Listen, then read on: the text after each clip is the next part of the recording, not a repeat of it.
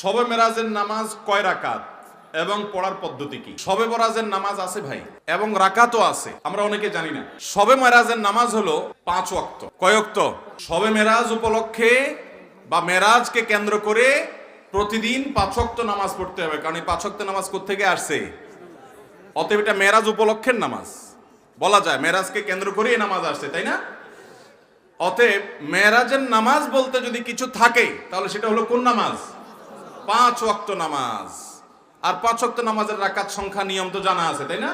অতএব তাহলে আর মেরাজের নামাজের আলাদা নিয়ম না বললেও চলবে।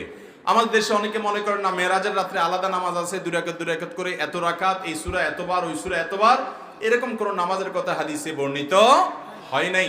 নবী করিম সাল্লাল্লাহু আলাইহি ওয়াসাল্লাম মেরাজ হয়েছে, সেটা সত্য, বরং মহাসত্য। মেরাজ থেকে আমরা শিক্ষা গ্রহণ করব। নবী সাল্লাল্লাহু আলাইহি ওয়াসাল্লাম যা এনেছেন, যে গুনাহগুলোর শাস্তি দেখেছেন, সেগুলো থেকে বেঁচে থাকবো, আর 5 ওয়াক্ত নামাজকে সর্বোচ্চ গুরুত্ব দিব।